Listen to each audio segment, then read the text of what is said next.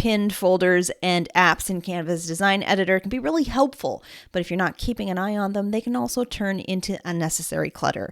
Whenever you open a custom folder while working in Canva's design editor, Canva automatically adds it to the left-hand object panel in your editor.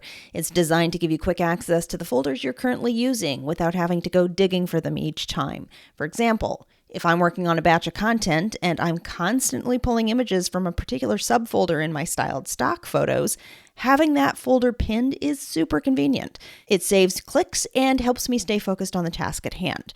But Canva doesn't automatically remove these folders when you're done using them, which makes sense because how would they know when you're done? Unless you manually remove them, they'll just stay put in the left-hand panel, and over time that can make your editor feel more cluttered. So it's a good habit to clear them out every so often when you're not using those folders regularly anymore.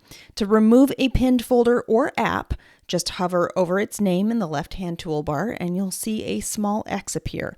If you don't see the X when you hover over the pinned item, you may need to click it first to select it. Click that X and it'll be removed from the sidebar. It's not deleting the folder, it's just removing the shortcut so things stay tidy.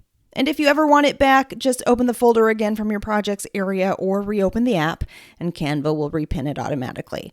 Keeping your open folders list under control is a small thing, but it really does help make your Canva design workspace feel calmer and more manageable. If you haven't yet upgraded to Canva Pro, I encourage you to give it a try.